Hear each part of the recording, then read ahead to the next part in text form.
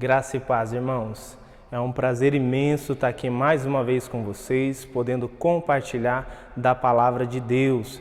Desde já peço para que você nos acompanhe aí nas redes sociais, não deixe de deixar o seu like aí, tá certo? E compartilhe. Assim, você compartilhando, pessoas que vão ser alcançadas pela palavra de Deus, tá certo? Seja uma pessoa usada por Deus e compartilhe e deixe o seu joinha.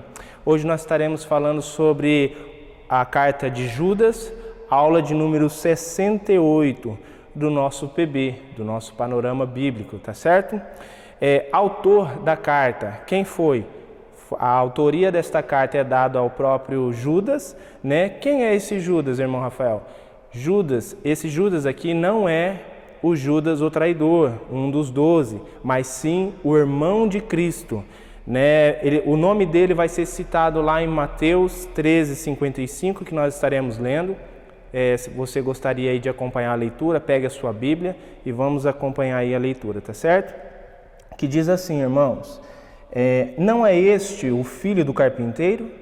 Não se chama sua mãe Maria e seus irmãos Tiago, José, Simão e Judas? Então, como nós vemos aqui em Mateus, é citado o nome de Judas, Judas, o irmão do Senhor. Provavelmente, Judas ele se converte após a ressurreição do Senhor, a ressurreição de Cristo, lá em 1 Coríntios 15:7, junto com Tiago.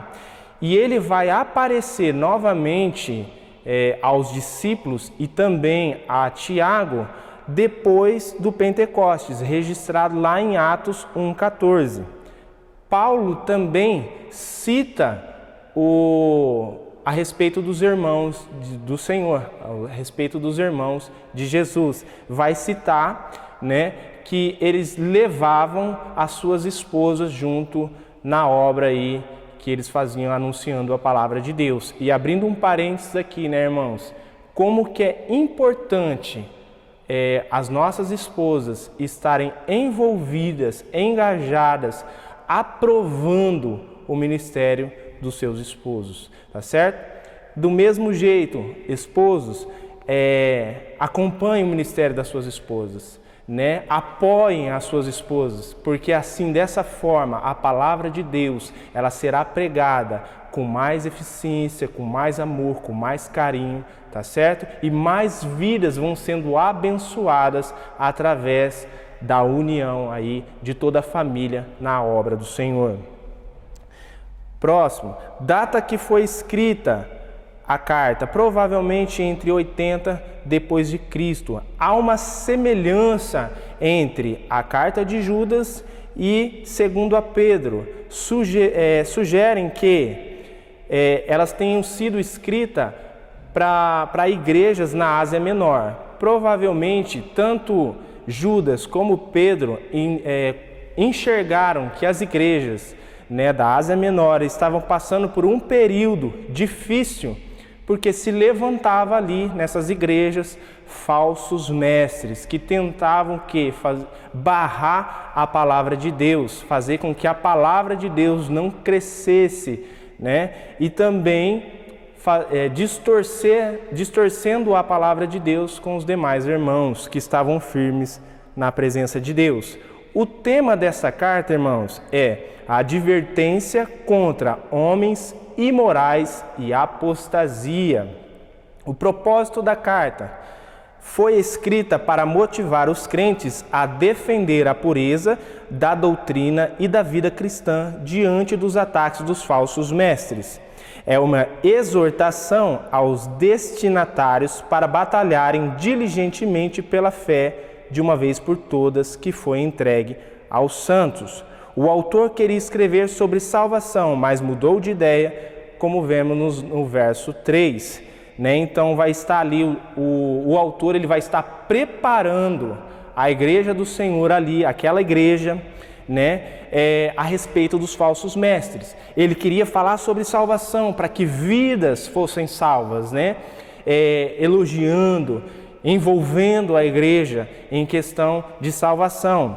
Mas quando a liderança nota que há um problema sério ali, que falsos mestres se levantam no meio da igreja, há necessidade de exortar a igreja, corrigir a igreja e alertar aqueles irmãos que estão firmes na fé para não cair no engano desses falsos mestres.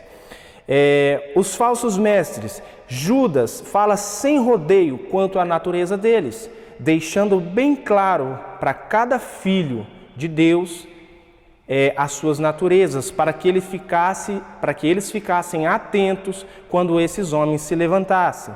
Primeiro, transformam a graça de Deus, a graça de nosso Deus, em libertinagem. Assim como em Sodoma, entregam-se à imoralidade sexual. Como animais irracionais, se corrompem. Pastores que cuidam de si mesmos. Estrelas errantes para as quais estão reservadas para sempre mais densas trevas. Cheios de si mesmos. Zombadores que seguirão os seus próprios desejos ímpios. Próximo, não têm o Espírito. São os que causam divisões entre vocês. Então, são todos esses tópicos aqui, são da natureza do falso mestre. Então, Judas, ele vai forçando, ali ensinando a igreja do Senhor a ficarem atentos a esse tipo de natureza que se revela na vida daqueles falsos mestres, para não cair no engano deles. Lembrando que a gente, nos dias de hoje, nós também passamos por muitas dificuldades em relação aos falsos mestres e nós precisamos estar fortalecidos na palavra de Deus para não cair nesses enganos. E por último aqui, nós vamos falar da conclusão. Esses falsos mestres já haviam se infiltrado, mas também são mencionados surgindo nos últimos tempos. Corromperiam a igreja por dentro e assim procurariam frustrar a obra redentora de Cristo. Quem tem conhecimento da história da igreja sabe muito bem o quanto a igreja tem sofrido com tais homens. Como eu disse aqui, nos dias de hoje, nós também sofremos com os falsos mestres. Mas eu e você que temos a palavra de Deus, as Escrituras, e que nos apoiamos verdadeiramente nela, nós não cairemos em engano desses falsos mestres. Então, irmão e irmã, fique atento, não caia no engano dos falsos mestres. Se a pregação deles não bate com as Escrituras Sagradas, foge deles, porque o mesmo problema que tinha no passado, hoje também nós vemos em tantos lugares aí, com os mesmos problemas dos falsos mestres dentro das igrejas. E nós, líderes, nós homens de Deus, mulheres de Deus, que estamos alicerçados na palavra de Deus, temos que reconhecer esses falsos mestres e não se colocar debaixo da liderança desses homens. Amém? Lá em Judas, no verso 24 e 25, diz assim: aquele que é poderoso para impedi-los de cair e para apresentá-los diante de sua glória, sem máculas e com grande alegria.